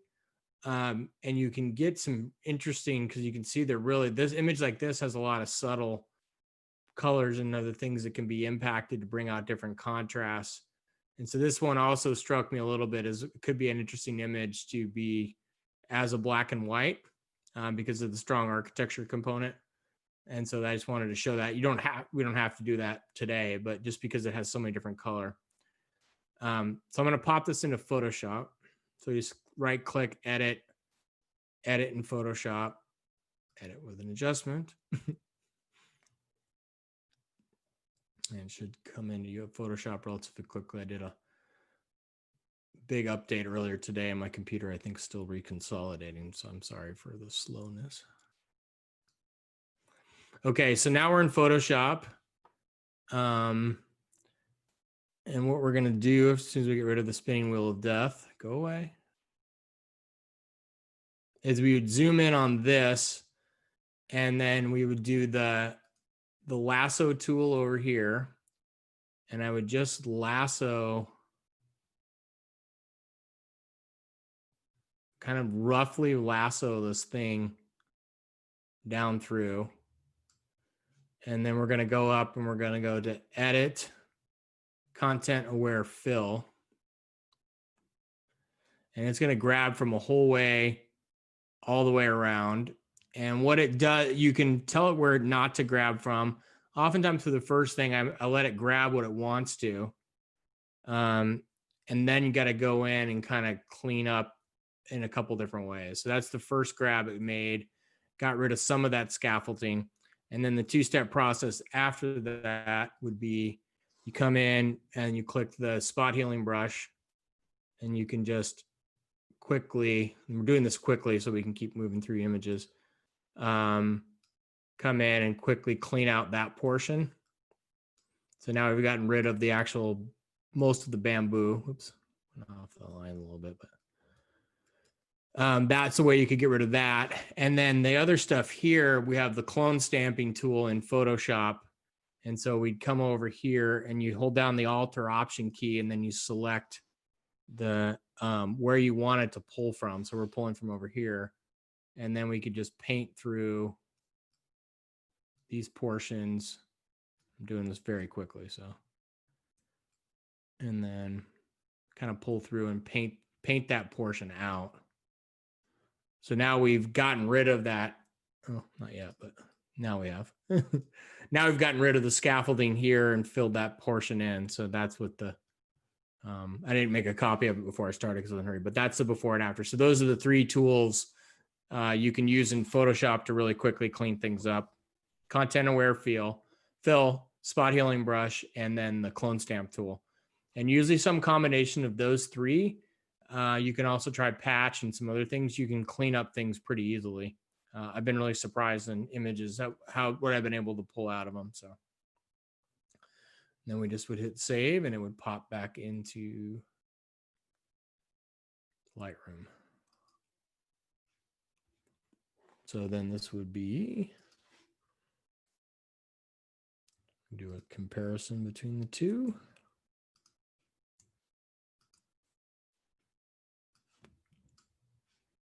Come on.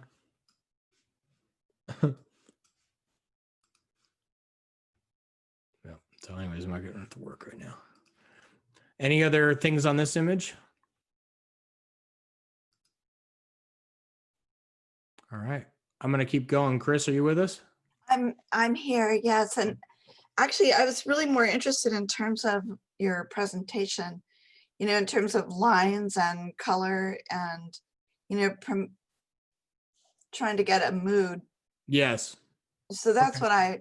that's why I had submitted this one. I didn't think, anyway, Yes. I'm not really Well, wanting it changed as much as I'm wanting to, just understand things. Yeah. and I how, don't know if I'm how- necessarily the right person to advise on how to change a image like this either.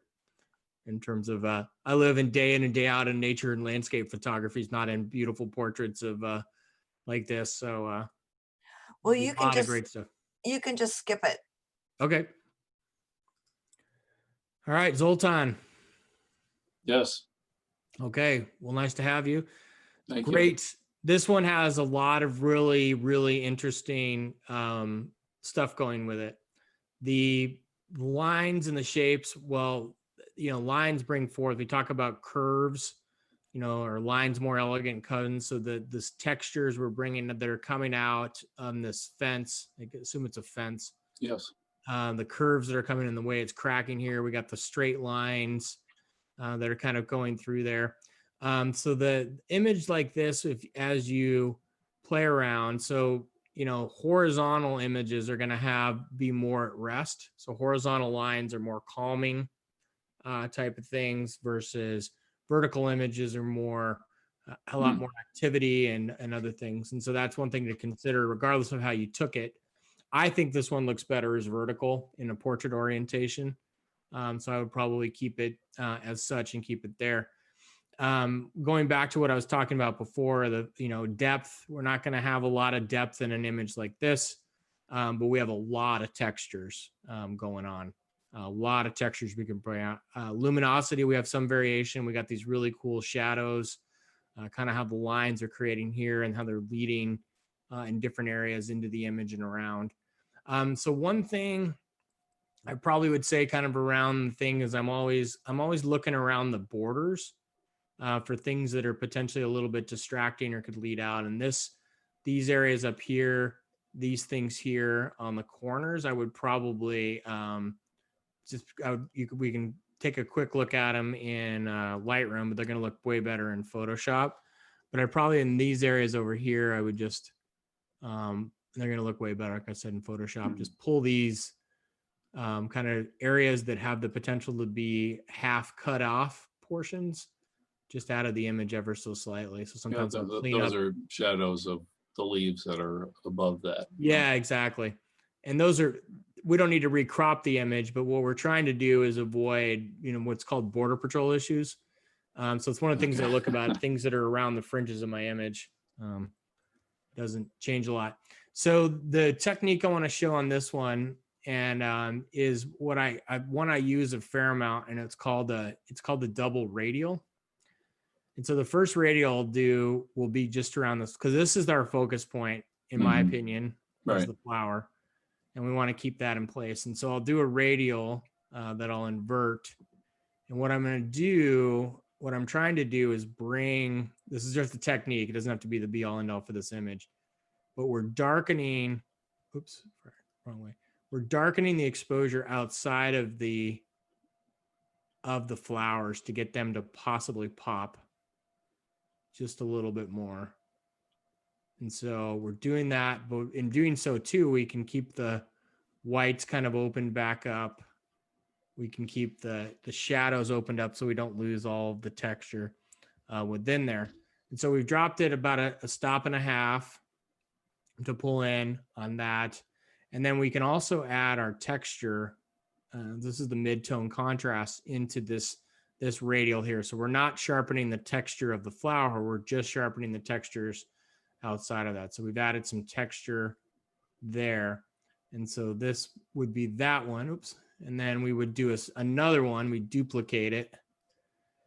And this one is just on top of the flower itself. And so now we're going to double click it and we're going to brighten the exposure on the flower. We're going to add a little bit more saturation. Potentially, we're going to add some whites. And so we're kind of counteracting, maybe make it just a little bit lighter. And so what we're trying to do is to subtly draw the eye and into that part of the image and kind of keep it. So it's almost like a more subtle vignette. And now I'll do another vignette all the way out on the outside just to keep the eye really focused in there. So we're wanting, just the midpoint of the vignette a little bit too, so it's not super heavy. But I'm wanting to see the interplay of the shadows and the flower and really getting these textures to pop through. So this is the before and the after. And I feel like it's kind of, and you could be, it's a difference of a processing technique in terms of lighter or darker. But I think an image like this, then you can start to play around with a little bit more of the darkness, which really limits it in there, because the darkness of how the flowers are and the shadow of this flower here is the interesting part of the image for me. And then you start to see, even like here, you have like, this looks like a seahorse or something. And you can start to play, now we're playing Rorschach ink blots within your image, but that's the interesting parts of it as well. Yeah, I like it dark. I actually hadn't, I've looked at this many times. I just couldn't get where I wanted to go, I guess. Yeah. But that's pushing me in the direction that I want to go, I think. Thank you. Well, I think you just need a nudge. You don't need a push, because this type of creative way of looking at the world is great. And I really, really like it. So well done. All right. Okay, now I got to be careful. This is the guy I think that signs my checks. So Mr. Banning. I don't sign any checks. Oh, okay. The guy I communicate with. How about that? So, all right. So, want to talk about this image a little bit? I'll be honest. This is something I took just a few weeks ago up at Point Lobo, and it's almost right out of the camera. I have done very little with it. I was just curious what you would do to accentuate, or what you would be interested in highlighting. Yeah, so I'm interested. Thank you for the context. And so what I'll kind of show, the way I look at images that, so I was in Colorado for 3 weeks, came back with, did a good job on the road, kind of paring things down, but I still came back with 500 images And rather than go through and edit each image individually, I still will apply presets. So this is what I would call my initial import preset. And what it's doing is kind of giving me a range of what I think I'm dealing with within this image. And from the get-go, and kind of taking a look at that. And then from there, now I have a sense, okay, now we have, we got some more depth in the image. We got some other things here, some color variation, et cetera. So now I'll reset it and start from scratch. So the technique I want to show on this one, these are all good because I could show different techniques. So I'm going to take our vibrance and our saturation up to 100 out of the gate. And what we're doing is we're going to set our white balance, because an image like this is really, really difficult to get the white balance correct because of just that subtlety and the color variation in the grasses and the underbrush.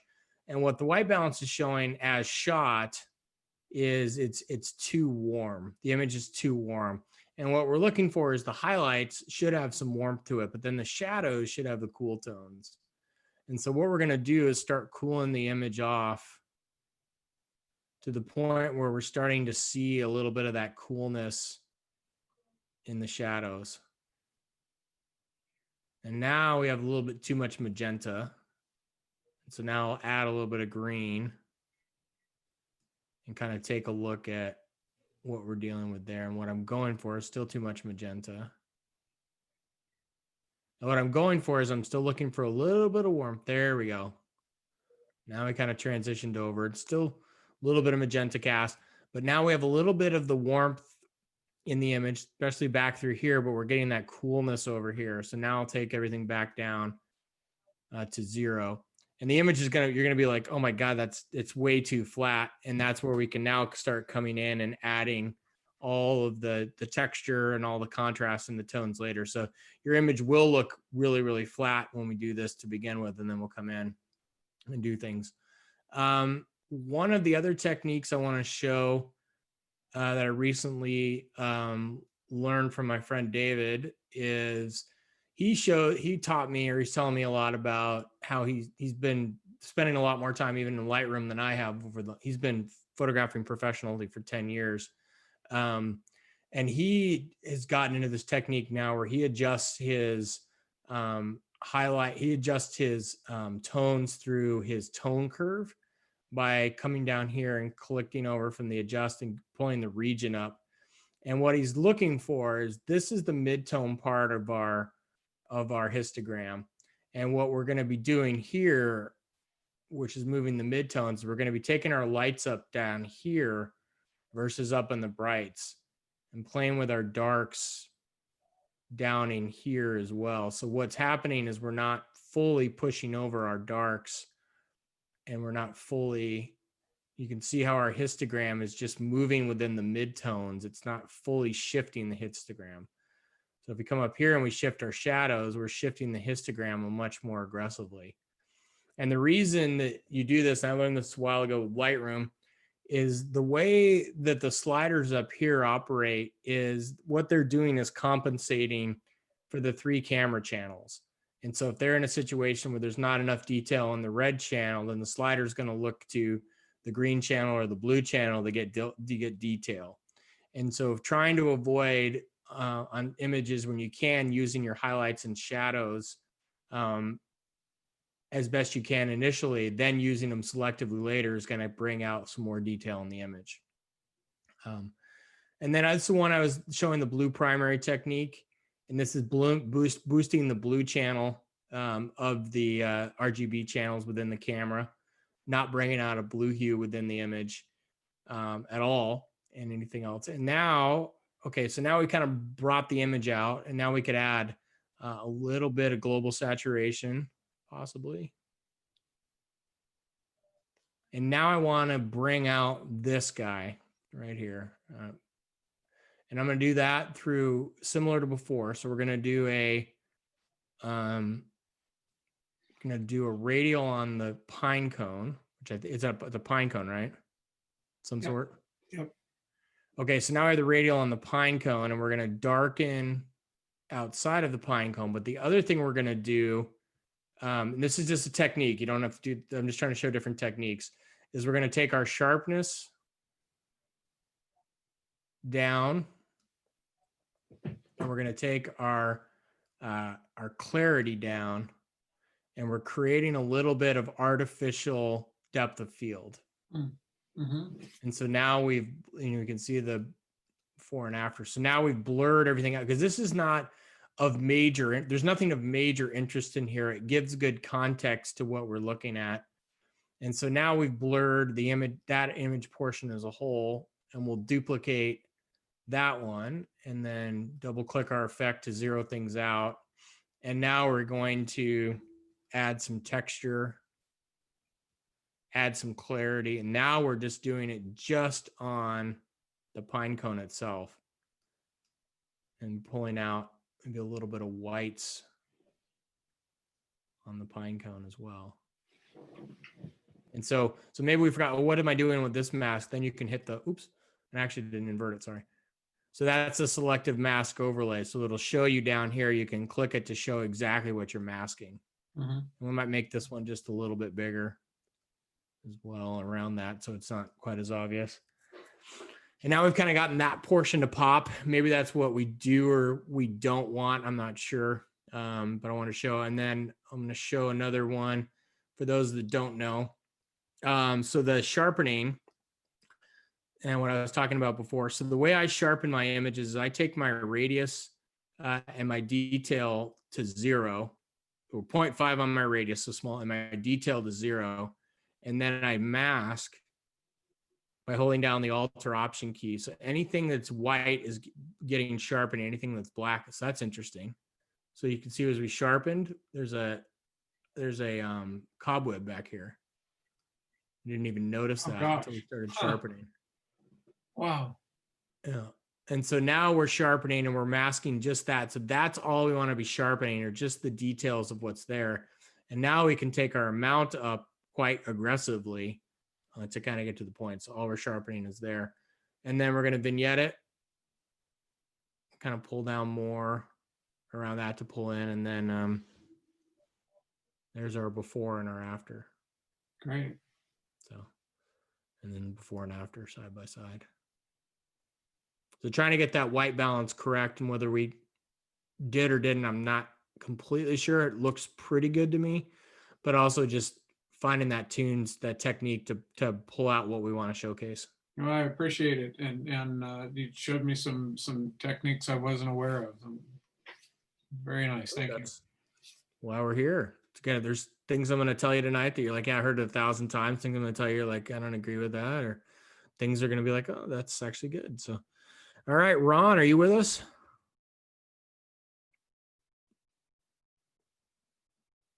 So I'm gonna hire Ron to title my images. I love this title. The title is The Eternal and the Temporal.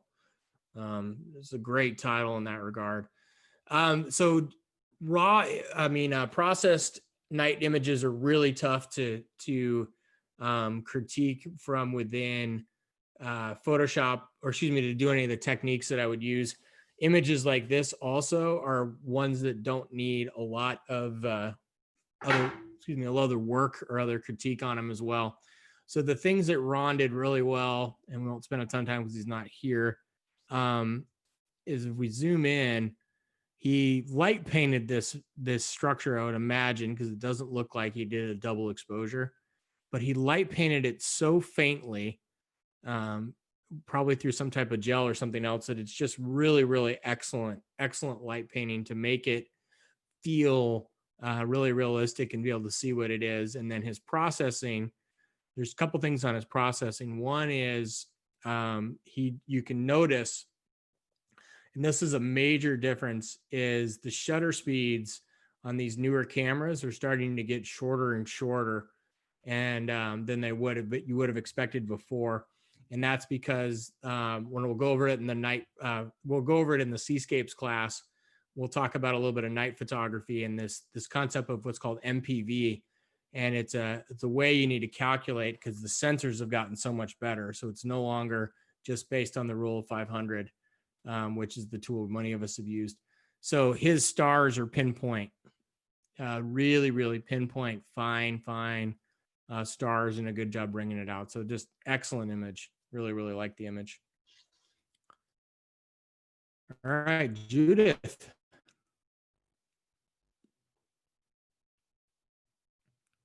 All right, not sure Judith's with us, but this image, oh, hello. Yeah, you critiqued my the boxes. Oh, okay, great. So if you want to go on to somebody else's, I'm fine with that. Okay, well, I'll give you the 20-second critique. So I like did you do it as a double exposure or do the effect afterwards? Afterwards. Okay, nice. So the thing I like about this is the radiation kind of coming out within that scene and then everything going back down there through. A lot of creative within it. The only thing I kind of noticed is playing possibly around with if it was a little crooked and it looked like it was just a little bit. So I just ever so slightly straightened it. And what I'm looking at is just that you got that symmetry component as well when we look at the cropping. So for cropping, we're trying to line up as symmetrically as possible and get the hands and everything else kind of within there. So it was a very, very minor thing, but now we're pretty much right aligned on the symmetry. So that's the only thing I would say. Thank you. Yeah. All right, we got Bill. We got another nice one from Bill. This is a one I'll just say on this one in 2 seconds or less, or 20 seconds or less, is these are the ones that they're good to be able to play around with. Actually, I have to show a technique on this one. Sorry. So the technique I'm going to show on this one is the radial filter, the grad filter. And what you're going to do on the grad filter is we're going to do one down here on the bottom. And then the other thing the Lightroom has that's not used very much. So now we've put a radial in, and I'll show you or a grad, and this is where it's affecting it. It has a thing called a range mask. And so what I'm going to do is I'm going to take the range mask down. I'm going to take the exposure down about 1.5 stops, and then I'm going to come into the range mask and I'm going to turn it on for luminance. And what I'm doing is pulling over from the right side, and I'm telling this mask to exclude the highlights. And so what it's done, so this is not mask. And so what it's done is darken the highlights, but I want to keep that portion bright. And the range mask, as you pull it in, is excluding the highlights. So all it's doing is darkening the shadows. And so the range mask is really powerful. So then the other way we could have done it, so if we didn't want to do it that way, we could have come in and said, I want to brighten the image, but I don't want to affect the shadows. Well, then we could do it from this way. And this one's not as effective. So I would do the range mask going in from this side to looking at your shadows to get them where you want, and then playing with to get your highlights the way you want them. And so it's a technique we can use. You can use time and time again to pull those things out. Nice, thanks. That's the before and after on that. So that's another one. All right, we've already seen one from Chris. Good images there. And we've seen one from Linda. So we're on to twos. Called me anonymous. Okay.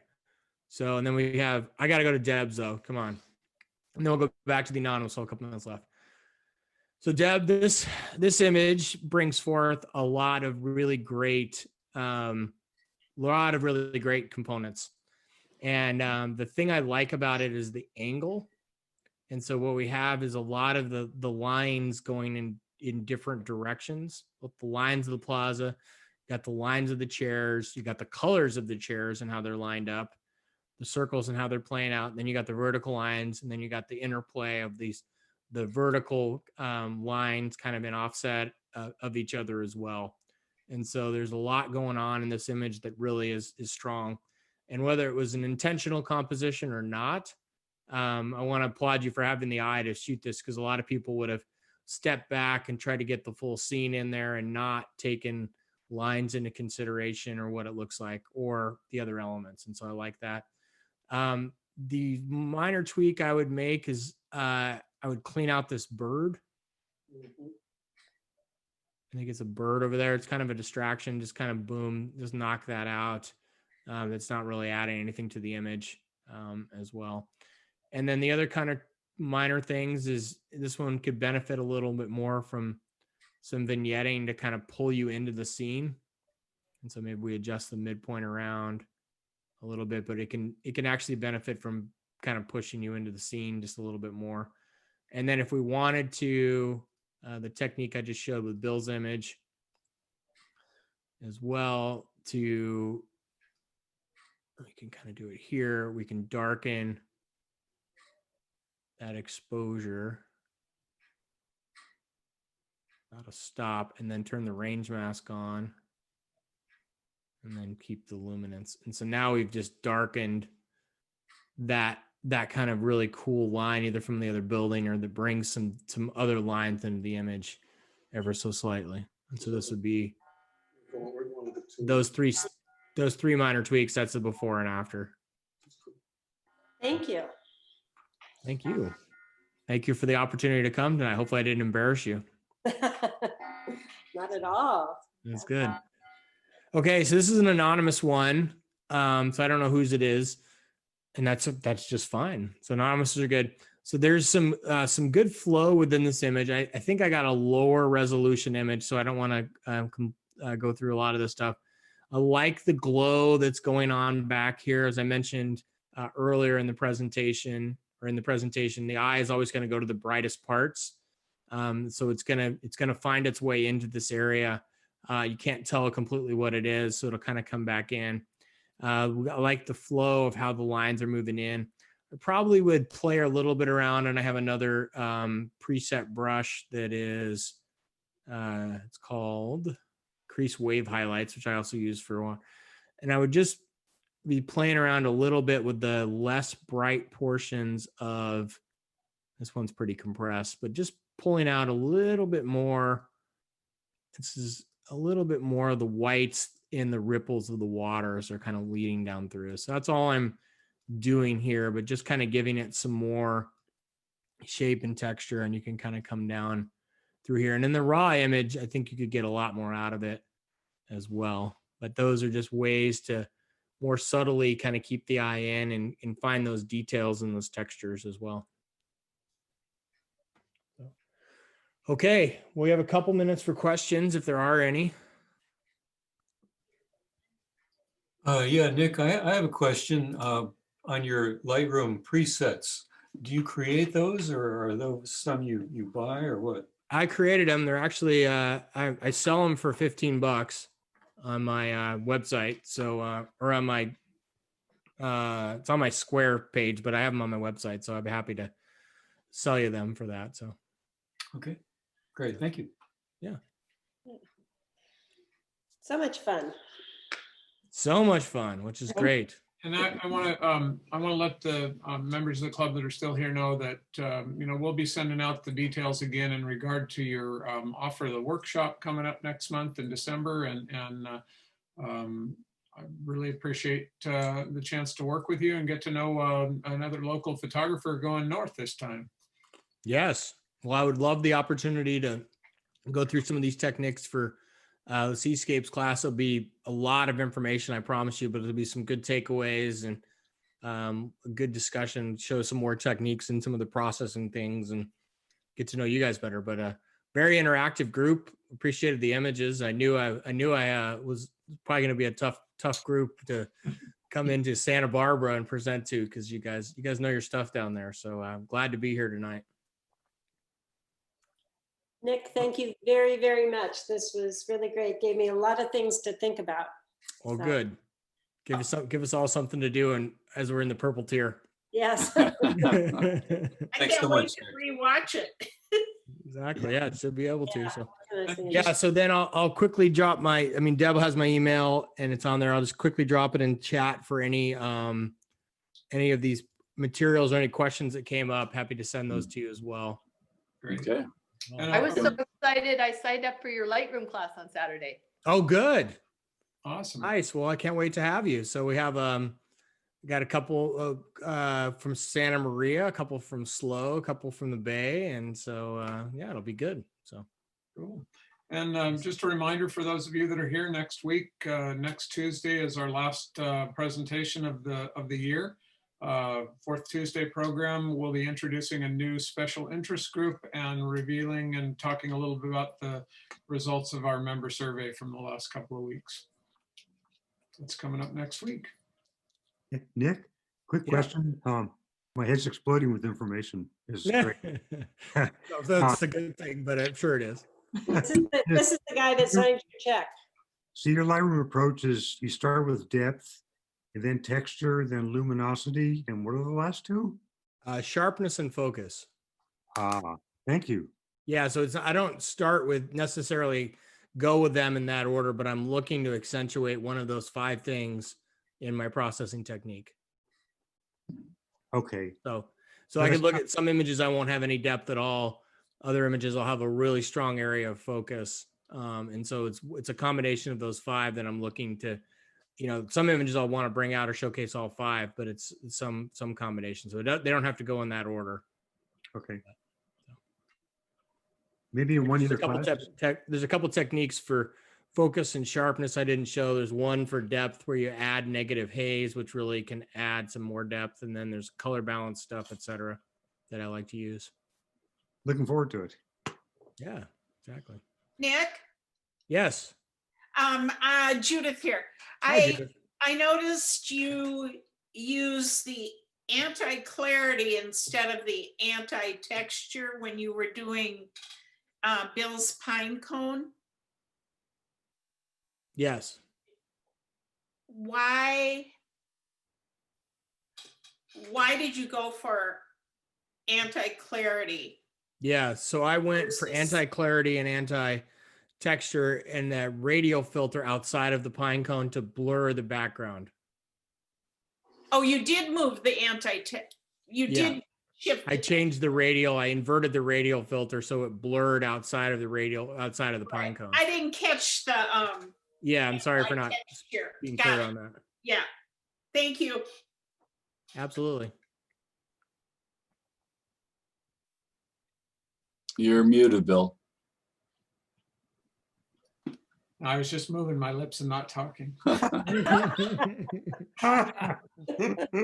Nick, we appreciate having a new partner engaging with our club, and look forward to seeing you around.